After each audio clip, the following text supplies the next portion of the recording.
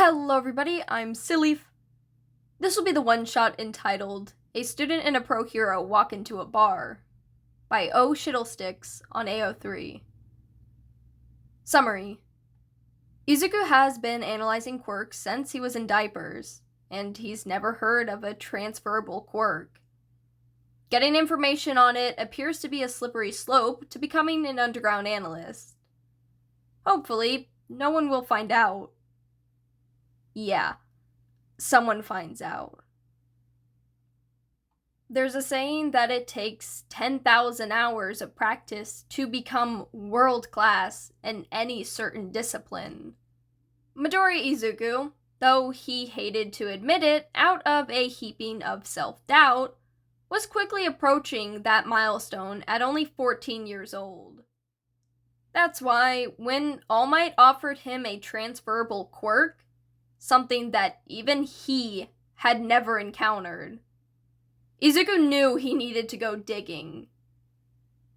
He'd always known, abstractly, that there was a criminal underground to be had in Japan, and that it was centered in Musutafu. Tokyo was the capital of the country, but the hero and villain scenes were rampant up to the next level in Izuku's home city. He had never expected to find himself in this underground, and certainly not on purpose. But searching online was getting him nowhere, and some of his best quirk analysts he could find only met in person, behind closed doors. So, 2 days after Izuku accepted a deal for a quirk, he found himself shoving all the paper yen notes he had into a wallet and slipping it behind his clothes, then walking towards the door to meet with someone he'd talked to on a forum, and then in DMs. "I'm going on a night run as part of my new regiment, Mom," he called. "All right, sweetheart," she responded from the other room. "Stay safe." Izuku winced, knowing he was going to be walking into the lion's den. But he was mainly relieved that his lie hadn't been caught out.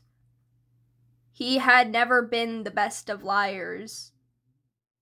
He pulled on a hoodie and red high tops and stepped out into the evening. After a short train ride, Izuku arrived at the building that he was given the address to. It was an inconspicuously tall building with a great breadth of windows, but in a way that matched the rest of the complexes around it. He ducked into the side alley and opened the door. He found himself in a bar. He shouldn't have been surprised that it was a bar, because he knew many gray spaces were. But it was a culture shock for him. He'd never been in a bar before. Gray spaces were places where anyone could meet up. Villain, vigilante, hero, police, informant. They were usually Yakuza, Izuku knew, but he had no clue about this specific one. There was usually a gray area around them where no one could get arrested. And, of course, there were no fighting or arrests in the building. It was just a place to share information in whatever direction needed. Money and intel traded hands. So this was where Izuku knew he needed to be. He took a seat on a high stool by the bar and pulled his hood down further, trying to hide his whole face. He knew he was twitchy, fidgeting with the string of the hoodie. He was too nervous to make eye contact, too, and was just hoping the person he was meeting would come to him. All he knew was that they would be going by the name Fukaru. This person knew even less about Izuku than Izuku knew about them. Somehow. He flicked his phone on and off obsessively, checking the time. Fukaru was 5 minutes late. "Hey kid, you waiting for someone?" asked a voice, and Izuku nearly jumped out of his skin. The man who had asked him was built like a tank, with barrel-sized arms under a vest. His head was bald, but he couldn't have been more than 30. Yeah, Izuku responded. What's their name? I might know them. Fukaru? Izuku stammered out. Ah, no wonder you're waiting. The old bat's always late. He grinned. You can call me Hatsumitsu. What do you go by? My name is... Oh, no, kid. Hatsumitsu interrupted. Not your name. Rule number 1 in the underground is that you never go by your name unless you want your family killed or your credit score fucked over. Pick something else. Izuku flinched. Barely 15 minutes in a gray space, and he already had a near fuck-up that could cost lives. Izuku stalled, looking around at the dim interior of the bar. Yamikumo? Hatsumitsu laughed. I like it. Very edgy. Now, the prune-looking one over there, in the pink, the one who just walked in, she's Fukukuro. Good luck, kid. Wait, don't you want anything in return? I, don't have much, but... No problem, kid. You'll pay me back a dozen times over if you keep coming around. I'm the owner of this place. Oh! Izuku exclaimed, then hurriedly bowed. I'm just gonna go. Thanks. Then he ran off to meet the woman in pink. Hachimitsu had been correct in his description of Fukikuro, if rude. Lines stretched out from her eyes and mouth, wrinkled her skin. Her hair was a rich maroon, and her eyes were wide and round, the entire sclera covered by a large black pupil ringed with yellow, like an owl. He figured that's where she got her alias. It was slightly discouraging, but he thought it might let her see better. Did she have other animal traits? Owls with yellow eyes were the diurnal ones, right?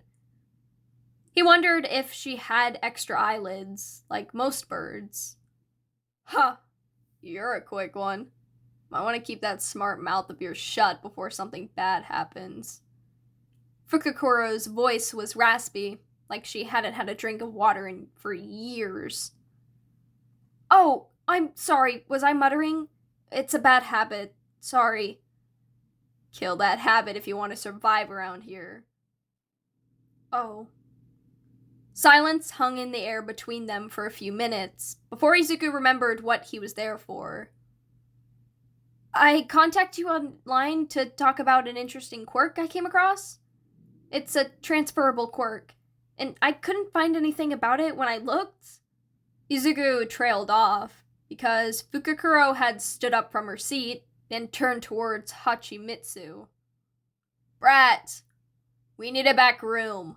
You're gonna want to hear this. Fine, you old bat, Hachimitsu muttered half-heartedly, but walked down a hallway leading further into the bar.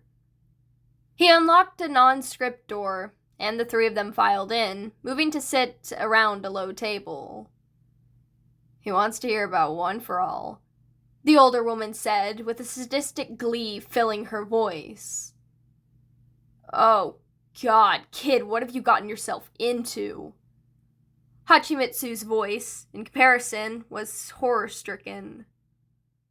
Izuku sat in silence and listened to the two adults weave a tale of two brothers.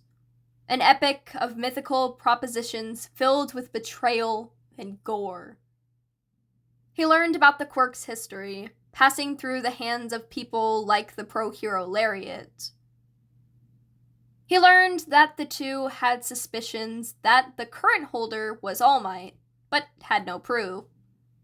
And he also learned that All for One was still alive, acting as a silent puppet master with all the underground as his stage. He had barely finished reeling when Fukukura's hoarse voice spoke up again. How are you paying? Izuku pulled his wallet out of his hoodie pocket.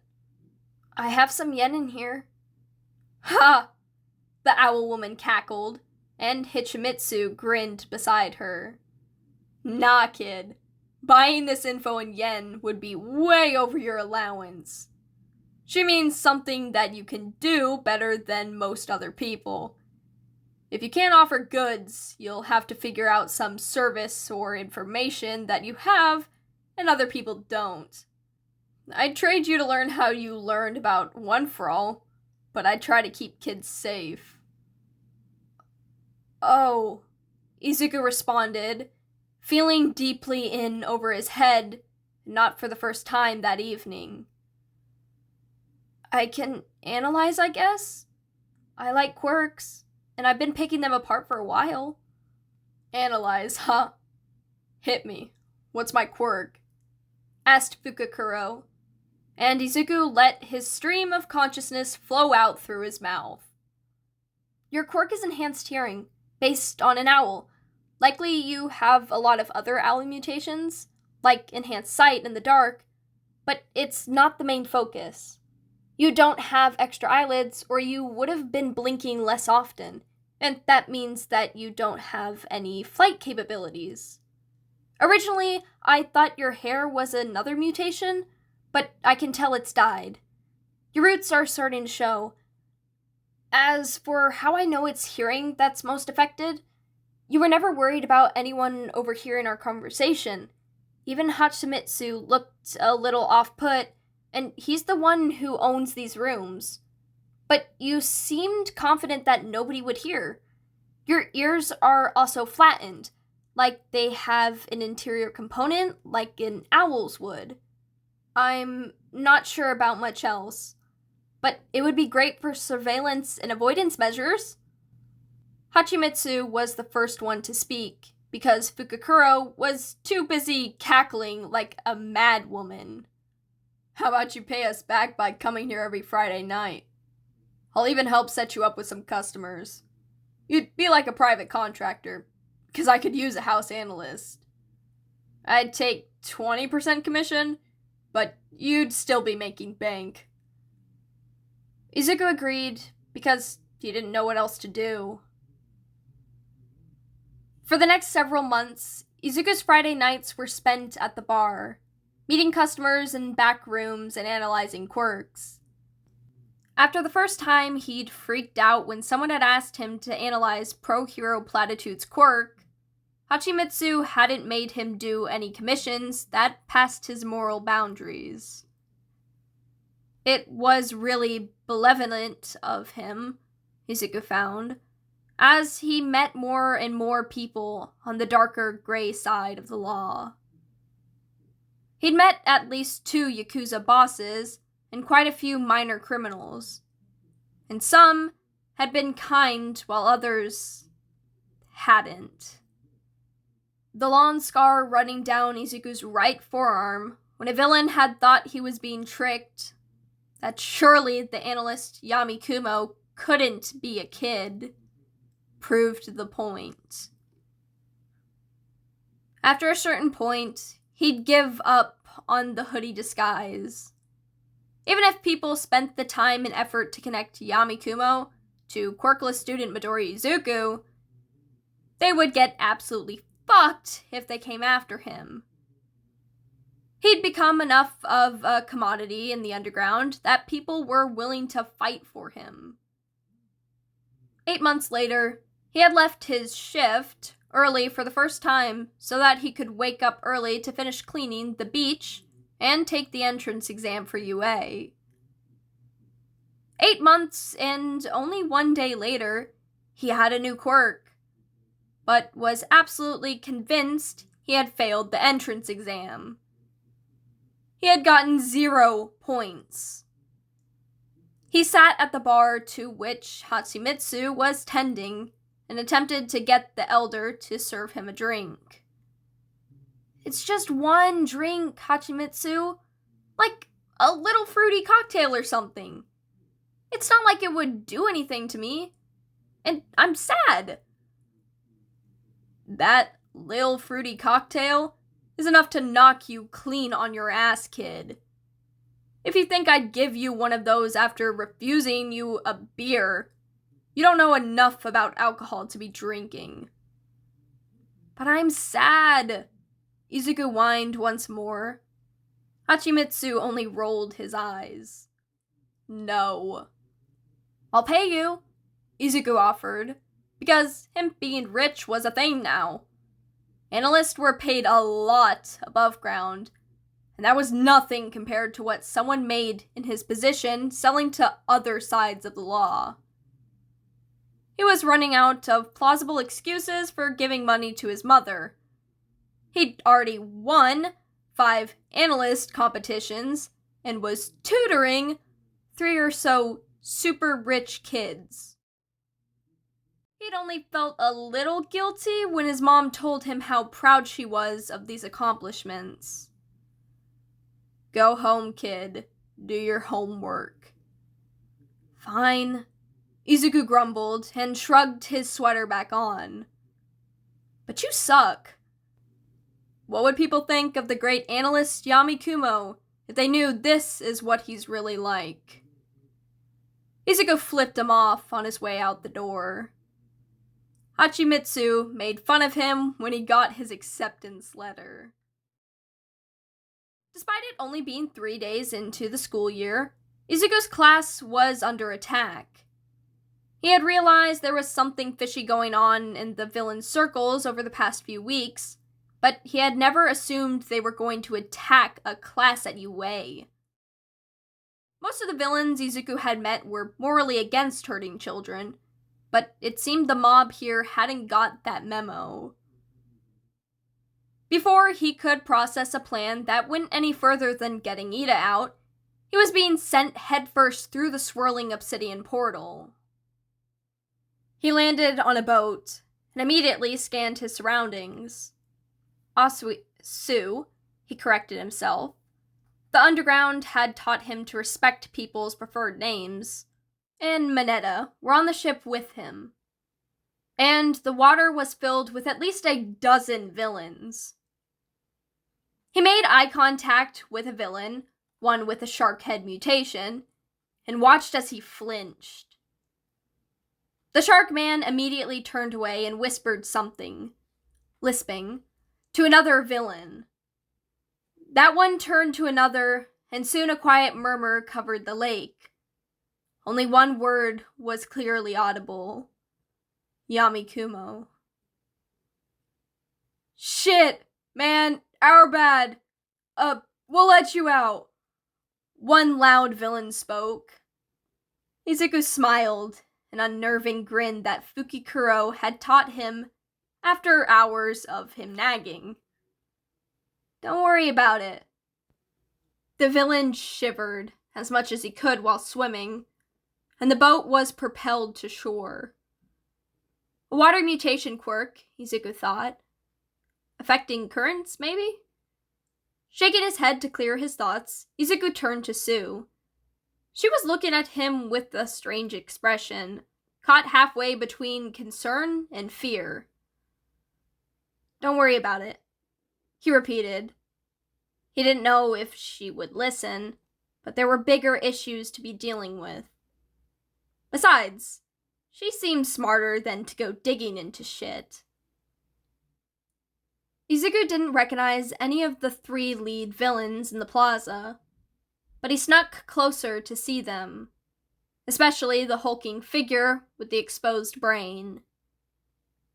They seemed to have a mutation quirk of some sorts, but he couldn't think of one that would affect the body so much, but leaving such a big, obvious Achilles heel. Su gasped next to him, and his attention was drawn to Aizawa, who was confronting the most humanoid of the villains. The one with the silver hair. The man had grabbed Aizawa's elbow, and the skin began to flake off, turning into gray matter and falling slowly to the ground like ashes. Sinew and blood shone red in contrast to the soft black fabric of his hero costume. and his students began to rush into the plaza from every direction. The fight turned into a haze of pain and ice, screaming and bone-shattering, and All Might in the middle of it. The villain had monologued. Shigaraki Tomura was his name, and Izuku would remember that. And Izuku was sure he had called out to something to help All Might fight the Nomu. Multiple quirks, seriously. Past that point, everything was a haze of ambulances and Recovery Girl's office, and then he was home. As soon as he could, he convinced his mom he was going to bed, and then slipped out his bedroom window. Who the fuck is Shigaraki Tomura? Izuku asked, storming into the gray space, which stood empty except for one person. Hachimitsu was nursing a cup of tea at a table against the wall, but stood up at Izuku's words, and only partially because of the swear. Where'd you hear that name, kid? Well, isn't this nostalgic? Izuku smiled bitterly. He attacked me and my entire class today. I'm surprised you haven't heard. It's all over the news. Damn, Hachimitsu swore. Some people told me to stay out of anything going on today. That must have been what they meant. Anyway, Shigaraki is connected to All for One. Somehow. That's all I know. Izuku resisted the urge to slam his head into the wall, but not by much. Is that still a no for the alcohol? I can tell you're on pain meds, kid. I'm not gonna kill you just because you ask politely. Izuku despaired. Izuku's year continued. He participated in the sports festival, lost to Todoroki, and learned that Endeavor is an even bigger piece of shit than he thought. He trained, he fought Stain, who hadn't recognized him. He studied, he went to the bar on Friday nights, and tried to learn all he could about Shigaraki Tomura. There wasn't much. He had finals, which sucked ass, but he passed. Then the summer camp happened. It was draining, physically and mentally, and Izuku felt like shit almost constantly throughout the camp. But then came the test of courage, and Koda, and Muscular, and Kacchan. They took Kacchan, and Izuku didn't know how to get him back. As soon as he had woken up in the hospital, he'd reached for his phone to contact some people he knew, and sent out a general message asking for info. He would find Kacchan. Only a few minutes later, he had a message in his inbox from a guest user. User 32579. I've heard of your work, Yamikumo. It's in our common interest to get this child back. You meet at the Gray Space Bar in West Musutafu, yes? Izuku responded in affirmative, got a time, and convinced his mom to spring him from the hospital early. On the way out, he met with his friends. Apparently, Yaoyorozu had put a tracker on the Nomu, but it had either shattered or been disabled by the portal. Izuku fought the urge to slam his fist into the wall and left as his friends continued to bicker in the hallway. He had a meeting to get to. And you're sure you haven't heard anything about Bakugo? Nothing? Izuku was sitting on a bar stool waiting for the guest user that had contacted him, and anxiety was rising in him like a flood. Kid, you're gonna give yourself a panic attack if you keep this up. You're going to find him. The only tracker we had to go off of was shattered. Of course I'm freaking out. Fuck. I hope this guy online knows something. He seemed as stressed as I was. Alright, kid, said Hachimitsu. I'm needed in the back, but if you got news, just holler and I'll be there. Okay. Izuku acquiesced, and watched as the owner disappeared down the hallway. He flicked his phone on again, refreshing his messages despite knowing that nothing new would appear. Nothing did. Despite it still being before the agreed upon time, Izuku was impatient. He swung his feet back and forth where they hung below him, and looked up at every screeching chair or clattering drink in the bar. Finally, the door swung open, creaking loudly like it always did for newcomers who hadn't learned to pull up, so the hinges went silent. When Izuku looked up, though, he looked straight into familiar dark eyes, with bags even more prominent than usual. He nearly fell off his stool. Aizawa blinked at him, as if he couldn't believe what he was seeing. But his brain rebooted once he was sure Izuku wasn't a hallucination. Eraserhead-san! Izuku broke in with a tight smile. How funny it is to see you here. Remember, it's aliases only. Okay, whatever. Just tell me what exactly you think you're doing here. Izuku said, I'm meeting with someone. Probably just the same as you, but my guy hasn't arrived yet. You're getting 2 weeks of detention after summer break, problem child. I think that violates the rules of the gray space. Nothing underground transfers above ground and all that. How are you being even more of a problem child here than at school? Thanks, Izuku quipped. It takes practice.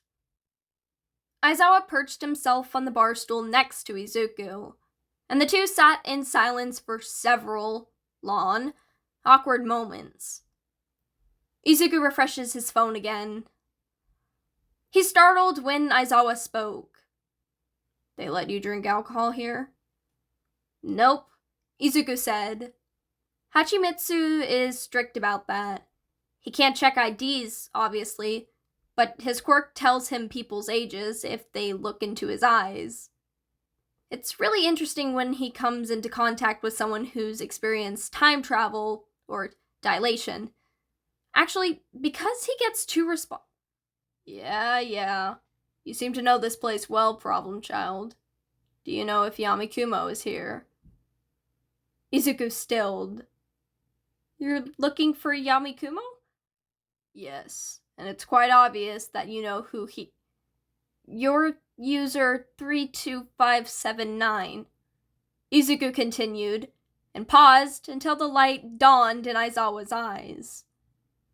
You're Yamikumo, Aizawa breathed. I'm Yamikumo, Izuku confirmed, and burst out laughing. It's really not that funny, problem child, Aizawa drawled as they entered the 3rd minute of Izuku's laughing fit. But we've just been sitting here for 15 minutes. Yes, and I'm sure there's a long story about how you became one of Japan's most prolific underground analysts. But now we need to get to talking about Bakugo. Izuku sobered at that. Yeah. I know Yamamomo's tracker broke when it went through the portal, but I have someone with a tracking quirk on the case. Thing is, he has to be high off his ass for his quirk to work, so he's a little unreliable, but he owes me.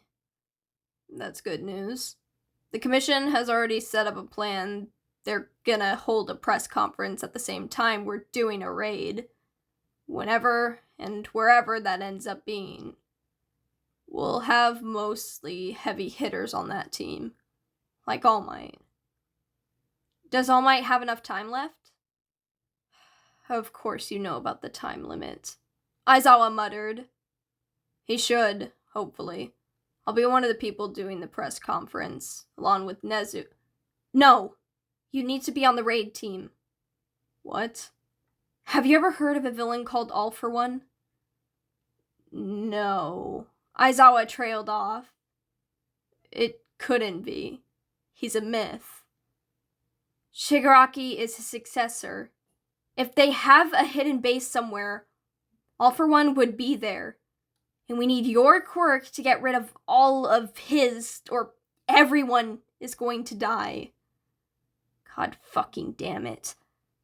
Pretty much, Izuku agreed, then felt his phone buzz.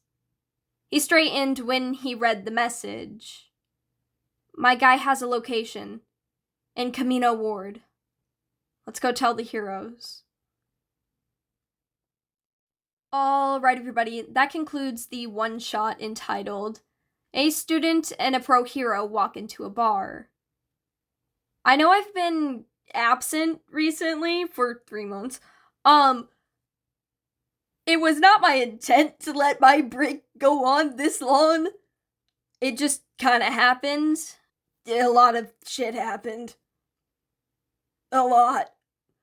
But I'm doing better now. I'm doing better. I'm starting to get my schedule, like, redone. Not just podficking schedule, I'm talking, like, my entire life schedule. Now that I have my morning and afternoon classes going, and just overall, I'm almost done. For the people who thought I was going to post SOS Chapter 13, I'm almost done with that. Okay, let's get that out there. I haven't slacked off that much, guys. I'm just rewriting it because it kind of sucked. But anyway, I will be getting back to posting more regularly. I've been caught up with so much stuff in my personal life. We're getting better, though.